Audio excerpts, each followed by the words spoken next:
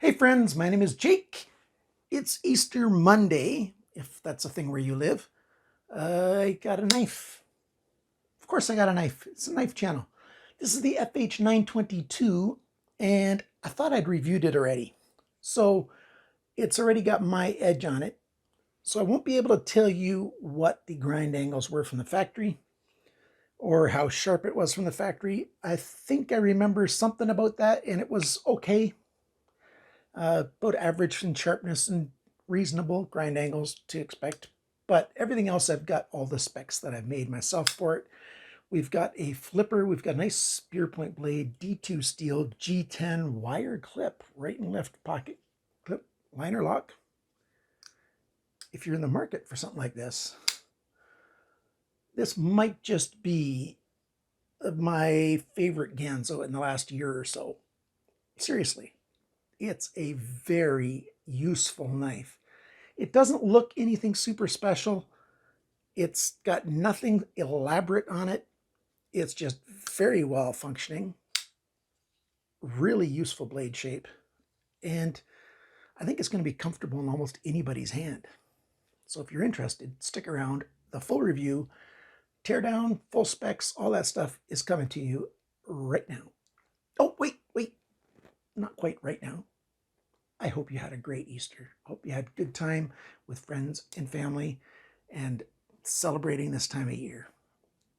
Now let's get to the tabletop and take a good close look at it. Keep watching. While you look at that, let's go over the prices first. How much does this cost? Well, I got this guy from powercutlery.com. That's a store in California. And the price there is $26.99, but you can save 6% using my coupon code CCE, making it $25.37. Power Cutlery has it in 4 colors. All the 4 colors that they have: black, orange, this gray, green, the gray blue kind of color that this is, and in a green. Size comparison, let's put it this way right here with the Ontario Rat 1. Line up those pivot pins, and you can see, yeah, it's a smaller knife. It's larger than the Rat 2 though, and it's not a bad size. Let's look at the cutting edge length. Almost identical. Just the tiniest hair, maybe a 1/16 of an inch shorter than the cutting edge on the Rat 1. Let's look at this blade. We've got D2 steel, which I really do wish Ganzo would make their newest series of knives, this FH series of knives, available in the D2 and a stainless steel. For a few years there, they'd made all their knives using 440C. Not all their knives, almost all their knives using 440C, which is a good old budget steel. It's just a really good budget steel, stainless. And I wish they would at least make this available, with 440C. Better yet, use Sandvik 14C28N, and or maybe even 9C or 18 MOV. Something in stainless I would really like. We're getting tired of D2 all over the place. But what do we have here? We've got sort of a cross between a leaf shape and a spear point blade. I'm going to call it a spear point. You look at it that way, yeah, that looks like a spear point blade. We've got it's narrower here. It swells out a little bit and comes in. That's why I'm saying a little bit of the leaf shape, because it swells out. But we got a swedge across 2/3 of it. It ends just a little bit before the tip. And then on the blade side, we've got mostly belly, a little bit of a straight section here. On the spine, we've got the edge that's just barely been broken, not really chamfered here. A little bit of jimping right there. Could be a little bit more aggressive if I was totally honest with you, and that's exactly what I try to be. And of course, I always say it, I'd like the jimping to come out a little bit further on most knives. The plunge is fairly quick right here, and it's nice and close to the handle. The sharpness choil is just barely big enough, and the way they sharpened it here, you can still see a little bit of the edge there. They went really steep sharpening right at that edge. I don't know if you can see it on here or not. You see that glint right there just at the very heel of the blade? That's because that part hasn't been sharpened by me yet, because they made it very steep coming down instead of nice and shallow. I believe I sharpened it to 18 degrees per side, and now, it's very, very sharp, and it cuts like a dream. And like I said, the sharpener straw is just barely big enough so that I didn't have to, sharpen up into the plunge to get the heel of the blade sharp.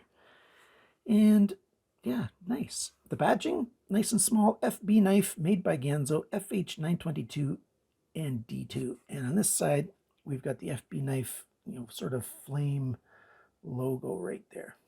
Since it's a full flat grind, they really couldn't put all the badging on the Ricasso, so it's okay. I just don't like that much badging, but I'm glad that this badging here is nice and small.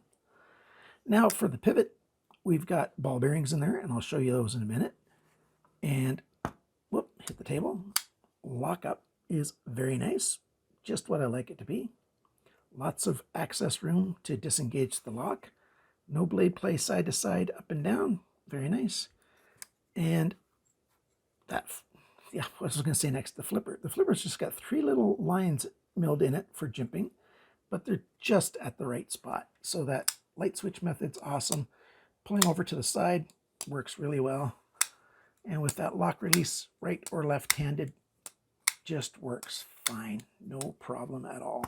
I'm very happy with it. And that bigger flipper acts as a very useful guard. If you're going to plunge this thing into something, and it's got a good point for plunging, for stabbing into things, that acts as a proper guard. I very much like that. The pivot area, functionality, and design, it's all done very well. I'm very happy with it. And as usual, I've carried this knife for a while yet, and so between the G10 here and the side of the blade, there is some of my dead skin there. I can see it like crazy there now because I started to peel it off. That's what happens when liner locks. You just get an old toothbrush, clean them out. It works just fine. Alignment, very good. Look at that. It's not perfect, but it's very good.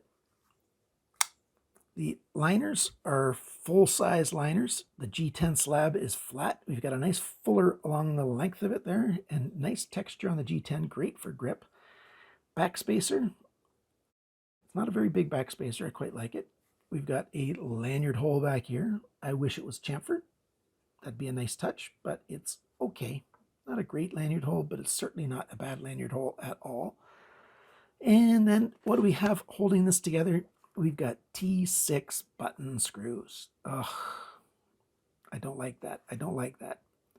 But what I do like is Ganzo screws in recent years, last couple of years, are quite good. About 3 years ago, they went with these blue anodized hardware, and those screws were very, very soft. These are okay. What I really like about them is that the depth that the screw goes into the screw head is nice and deep, so they're harder to strip out that way. But I always recommend using drive grip on screws, on T6 screws, no matter what shape they are. And drive grip, that's an anti-cam out fluid. You certainly have heard of it if you're a regular viewer of the channel.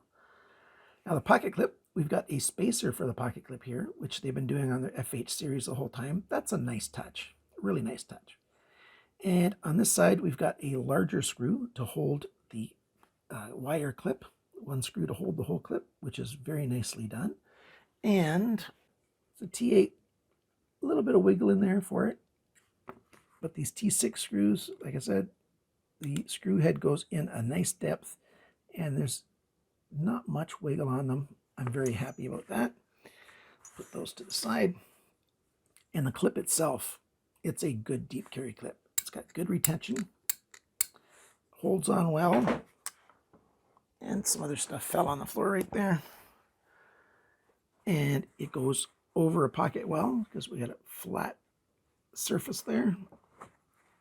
Good retention, good friction. Not too big of a space here. So yeah, especially this gray blue one, it just sort of blends into your pocket really well, although it sticks out a tiniest little bit. I'm very happy with this. And when you put your hand in to grab it, because on this side, we've got a button screw that's on top, it actually provides a little bit extra grip behind to pull the knife out of the pocket. So quite nice indeed. The shape of the handle, it's a little more narrow and it's slowly getting wider. So those lines radiate out just a little bit, but everything's nicely rounded. Very, very comfortable indeed. On the inside, we've got a little bit of skeletonizing, but very nicely made with great action. Time now for me to take it apart and I'll show you how it's made. What I will tell you though is, see, we've got T8 screws on either side, but we've got a D-shaped pivot pin that's not free spinning, of course, which means if you're turning the wrong side, you might be pushing it against the D-shaped pin and just strip out the head because one of these doesn't turn. And that's one of my beefs with Ganzo. I really wish that they would just make it a flat head. Maybe find a way to put a little logo on there instead of putting it on the main bevel of the knife for Ganzo. Maybe their old logo would fit nicely on a round spot. But I really dislike having T8 head. You put your screwdriver in there and it cannot turn. It's frustrating. And back when they had those blue anodized screw heads, I stripped out several of them because of that. Okay, and here we see several things that I like. You know, we've got the captured stop pin on the blade, which is okay when they do it like this. The liner goes all the way out the front, which means it's not open on the front edge, which I really like, but it's nice and close there. So it just works really well. We've got a pin here that's D-shaped just on the end where the blade rotates on the pin. It's the full round, which stops the pin from spinning, but you get the advantage of a full round pin, which is quite nice. A little bit of skeletonizing here on this side, also a little bit of skeletonizing. I'll wipe that out. There we go. And here you can see the pin is D-shaped on this side. It's round on that side because it's got to go all the way through. It belongs on this side. Nope, goes all the way through. Steel ball bearings, very nicely done.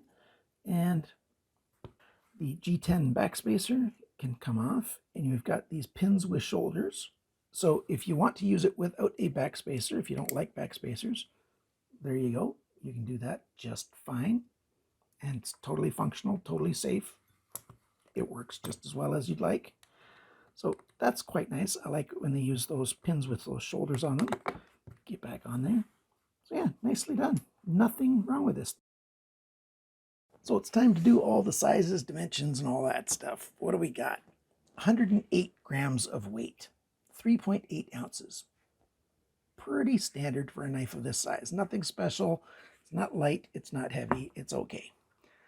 I already said sharpness, not sure. The cutting edge length, 84.5 millimeters, 3.33 inches. Blade length tipped to the closest spot on the handle, a bit more, 85.7 millimeters, 3.37 inches.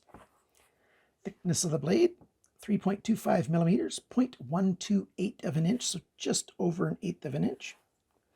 The blade depth, like I said, it's narrower, goes wider. Widest is right out there, 24.7 millimeters, 0.973 of an inch. How thick is it behind the grind? Well, I can only measure it after I sharpened it. After I sharpened it, 0.36 millimeters, 14 thousandths of an inch. Yeah. And now with a really nice edge on it, oh, it's a very nice cutting knife. Very, very nice indeed. Grind angles, like I said, I don't remember, but it was really steep here at the heel, so expect yourself not to be able to sharpen all the way to the heel necessarily the first time unless you want to remove a load of steel. But it did okay. The handle length now, 110.3 millimeters, 4.34 inches. So 3 1/3, 4 1/3. Not bad proportions. The grip area, it's 10.4 centimeters, 4.35 inches roughly. The thickness of the handle, not counting the pocket clip or any of the protruding screws on the G10, it is 13.47 millimeters, which is 0.53 of an inch. Very nice. I don't mind that at all. The handle depth, just like the blade gets bigger, it gets wider this way. And at the bottom of the handle here, 24.2 millimeters, 0.953 of an inch. And when the knife is closed, it's widest here by the flipper, 28.7 millimeters, 1.13 inches. Oh, I missed it again because I just took these measurements this morning. The total length of the knife is 197 millimeters, which is this many inches. 4 1/3, 3 1/3, that makes it 7 2/3 of an inch, roughly. So, what do I think of this thing? I think it's nice. I think it's really, really nice. It is, I think, my favorite knife in the FH series of knives. That's why I thought I already reviewed it, because I liked it so much. I thought I would have told everyone already, but apparently I hadn't. I was triggered to do this video when somebody commented that why did I review the 923 before I'd reviewed the 922? And I don't necessarily do knives in order anyways, but then I went back and double checked, and I realized, yeah, I thought I had, and I went and looked, yeah, it's already sharpened. Why is there no video? So that's why I'm doing this video now, because this knife is worth it. Good lock release, good access, good action, good ball bearings, good alignment, great comfort in the hand. The wire clip is very nice, right in the left pocket clip. The lanyard hole, yeah, it's okay. Blade shape, very functional. And for anything that you want to do in this size of a blade, it's very well done. Yeah, it could use a little more jimping on there. Yeah, I would like, the kind of screws that Kubi and Sencut and Civivi and several others use instead of T6 button screws. Yeah, but these are, okay button screws. I really don't like them. Good lock release there. Great comfort in the hand. Any grip you want just is very comfortable. It's nice. I would like, though, if anyone from Ganzo was watching, stop using just D2 on this series of knives. I really wish you'd start putting out these knives with a good stainless steel. A good budget stainless steel, of course, because you've got budget knives. Not everybody wants D2. Actually, a whole lot of people don't want D2. So there you go. Thanks, everyone, for watching my video. Thanks to my subscribers and my sponsors through Patreon or YouTube memberships. I appreciate your help an awful lot. And remember, everyone, cut towards your chum, not your thumb. Bye for now.